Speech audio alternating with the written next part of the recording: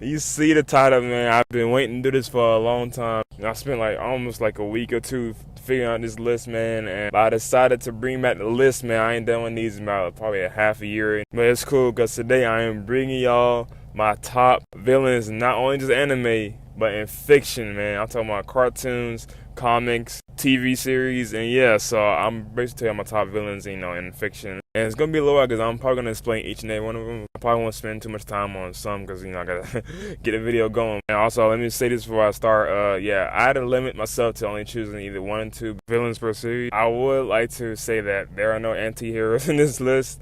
And trust me, I thought about it a lot, and some of them will be like at the top, but there's no anti-hero. Just villains, straight up villains, antagonists. Yeah, we're going that route. Let's go. Let's start off the honorable mentions. Starting off with Venom from Marvel, Frieza from DBZ, and that was hard because he almost made top 20, but he got bumped off the list. And Bellows from the Owl House, you already know. Owl House stands out there, know why. Chase from Perfect Match. If you watch the show, you know why I say Chase. Don't judge me. Let's move on. All right, my friend Jacob, aka the Critic. I'm just playing. Darth Vader. I'm not really a fan of Star Wars. Well, actually, I don't really care about it like that, but I do respect the hell out of Darth Vader. So move on from that. Swiper from Dora, because come on, look at this little. And Edge from WWE almost made the list. He almost made the list. By the way, I am including wrestlers because, well, it's fiction. So yeah, Edge. But to be fair, I like him as a face and a heel. So I like him more as a face. Well, actually, I like him more as a heel. I like him both. Both ways. But yeah, Edge. He's on the mid. And now moving on to the top 20. Let's go. Starting with number 20, and that is the Green Goblin. Now, the Green Goblin from Marvel. Spider-Man was easily my favorite hero as a kid and still is now in Marvel. So when I first saw that Spider-Man movie with the Green Goblin, I was like, oh my God, dude. He is scary, and like just the way I love his design. I love how he, acts. I love William Dafoe. Love his acting, and he played a great villain in the movie. And I'm so glad to see him back in No Way Home, and he played a great villain there too. So not really much else to say about that. Moving on to number 19, that is Waluigi from Mario franchise. I don't know what's up with Waluigi. First of all, I like him way more than I like Wario because I actually hate Wario, and I guess you could say he should be on this list as I hate him more. But I see some villains that I like and some villains I hate, but I like at the end of the day. And Waluigi's that villain. I guess it's just because of his character design and this is his voice, like oh God. Oh, okay. I won't be surprised if you click that video. I'm sorry, that was just cringy. The stuff he does in like different games is so stupid. Like his voice is funny as hell. I think he's a great rivalry to Luigi because both of them have a lot of similarities and both of them act weird sometimes. Still believe it should have been in goddamn Smash Bros. Ultimate. God damn. All right, moving on to number 18.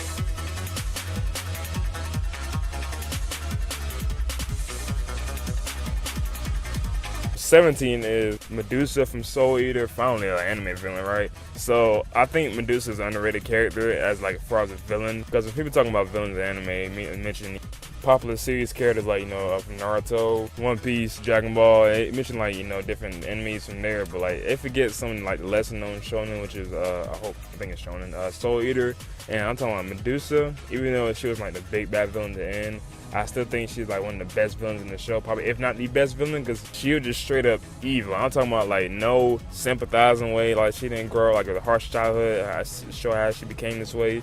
She didn't have like no good outs and good of her. She was just strictly evil person, and she snaked different niggas. Even her own child, she was so mean to her. Well, I think that's her child. Yeah, that purple hair guy, I forgot his name.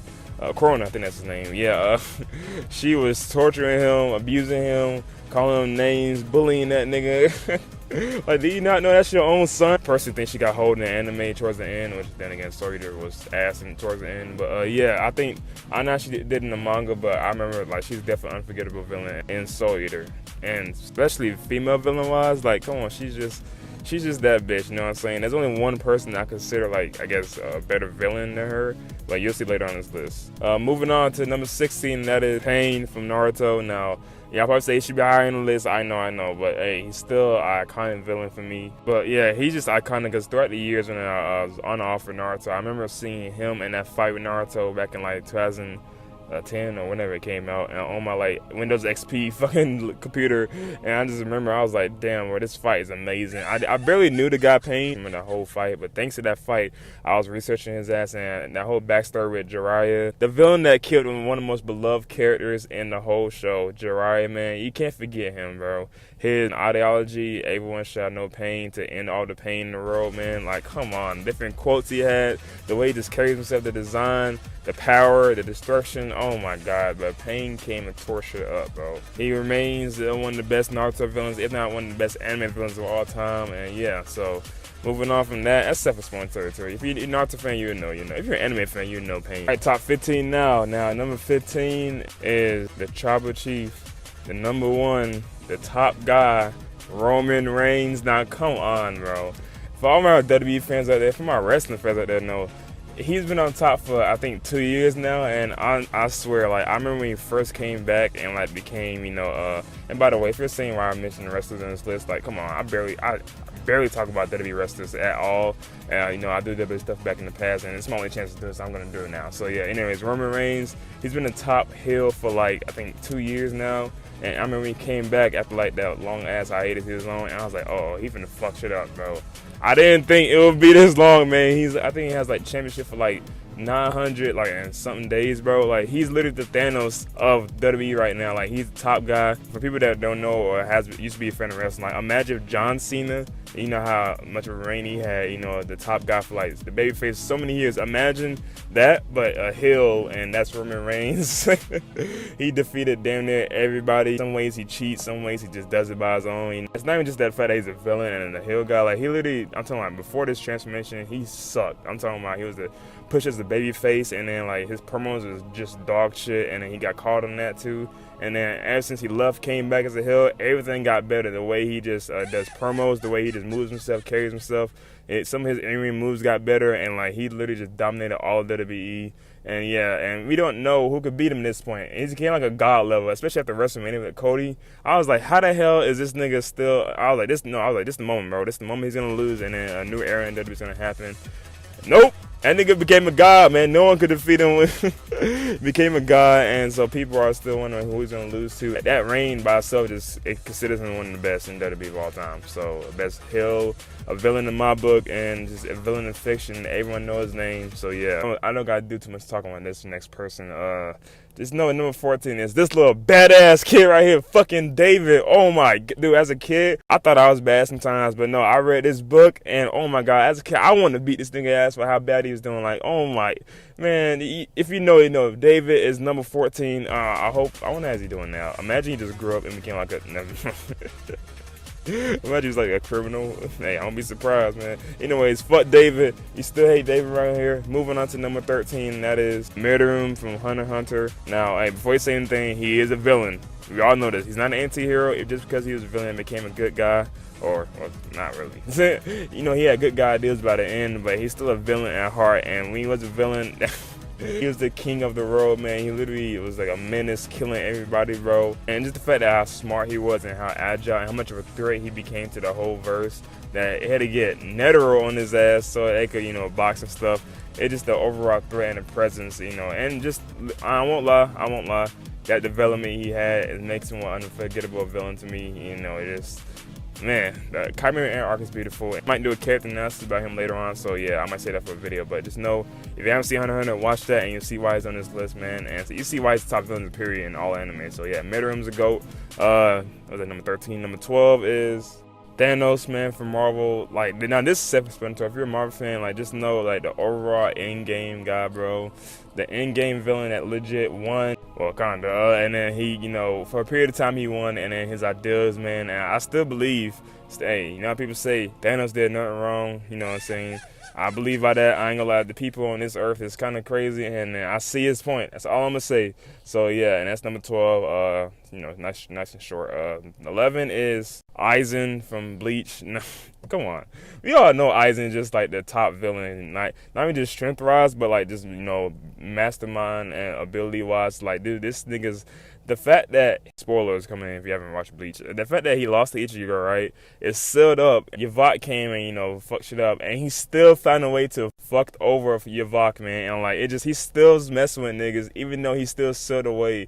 He's a mastermind villain, and like, oh my god, just, if you want to believe how good of a villain he is, just watch everyone go against Aizen. Strength-wise, there you go. And like, if you want to see how mastermind he is, well, I told you about the Evok thing, and there's countless other moments where like he's just like a crazy villain, man. And the way he just introduced top betrayal of all of the show and Soul Society, man, that moment is unforgettable, man. He's certified himself as a top villain, and the reason he's not number 10 or top 10 is, you'll see why in a minute. So yeah, I fuck with him, but these next 10 are like a different level for me.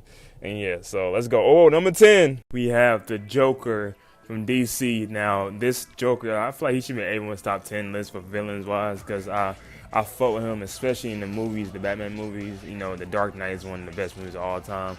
And that Joker, man, Heath Ledger, man, regardless, you're so you're a go, because you played that role. It's so good, man. Joker as a character, just such a menace, bro. Just messes people for fun. An annoying villain, such like a nagging, in the brain, and then just even the Joker movie, like the standalone movies by itself, is good. I pretty much love all the Jokers in the media, except for the Jared Leto one. That was pretty bad, but yeah, man, the Joker is like an iconic villain, and that's self-explanatory too, man. They go look at different movies, different TV shows he had, and even I remember the one where Superman had to kill the Joker because Batman was too the P word to do it. So yeah, man, Joker is just he messes with any and everybody, and that's why he's number 10. And now to number 9, and that is Shigaraki from My Hero. Now I know you're probably saying, why is he above Pain? Why is he above other kids like Aizen and stuff? Hey man, I love all these villains, they're the same, but I feel like this one hits home, because if you don't know, My Hero got me back into anime, and while I do probably like Pain more as like an iconic villain, I probably remember most of his stuff, but the way Shigaraki got developed, man, I'm telling you, in the beginning, bro, he was such a bitch ass, bro. Such a weak villain, like he was honestly a joke. And then from the seasons, especially from season 5 and 6, man, we literally see him as like the biggest threat to all mankind, bro. Like it was really nice how he developed, man. I'm telling you, like, I went from hating him as a villain to loving him because of how strong and developed. Shigaraki is that threat of a villain, and like in the end game right now, man, he still goes crazy. So yeah, he's number 9 just because of the development he had. It was so much unexpected too. And like I said, I'm reading My Hero as like I've been reading since season 4. So like just seeing him elevate throughout each chapter every week is like, man, I tune in for that shit. So you know what I'm saying? But yeah, it's number 9. Number 8 is, oh, I forgot this one. All right, so I'm gonna say this right now. If you're anime only for Chainsaw Man, go ahead and I guess skip past this point. I'll do a timestamp and stuff. So here's timestamp. I'm gonna skip past this part. I'm about mentioning character. It's kind of spoiler reasons, but she had to be here, bro. So you've been warned. Yeah, so number 8 is the one and only Makima. We all know why she's here. People say they saw it coming in the show. I'm gonna be honest, I didn't. For some reason, I thought she was gonna be like the Gojo type, but, just be so strong and like so good-hearted and stuff. How people say, hey, if this person's a villain, it'll be over, man. Well, that's true in Chainsaw Man, because she had been a villain, but she was revealed to be the villain by the end of the series in the manga. She broke our spirits, and that's what a villain should do. So there we go. But she's still bad though. She can still get, you know what I'm saying? Okay, all right. Number 7 is 09 Orton, man. I'm telling you. So if you don't know, if you're a WWE fan, if you've been watching since the Ruthless Aggression era, and in like late 2008, 2007, throughout 11 or 12, man, Randy Orton, especially in 2009 when he won everything. This was the top heel in wrestling. Like, Roman Reigns is right now. This is Orton, but more devious, bro. Orton was more sneaky, devious. He reminded me like an anime antagonist, bro. Now, I'm just going to list things he's done that proves his point and why he's so high on this list. And if you don't know, he's probably my favorite heel in all of wrestling. I think he's definitely top 5 for me of all-time wrestler, but I love the good and bad. But trust me, I love the bad way more than I love the good in Randy Orton. But yeah, his list, he damn near tried to kill every McMahon out there, including Shane, Stephanie, Vince, Triple H, you know what I'm saying? And while he was feuding with Triple H, there was a segment on Raw where he handcuffed Triple H, RKO his wife, which is Stephanie, and then proceeding to kiss her while she was knocked out in front of Triple H's face. And oh my God, bro. He punted the man. He literally punted Vince McMahon when he's like, I appreciate 60 or 70 at the time. That could have killed him. He did that. I remember he also injured John Cena for a while. The big guy in the company, even though I think he hurt his muscle thing before, but in the promo in the script, Randy Orton calls that he will often cheat to win sometimes. Like I remember he kicked the guy in the balls just to win. He was spitting niggas' face. Well, that was actually 04, 05 Orton, but still, that's when he was doing the Legend Killer stuff.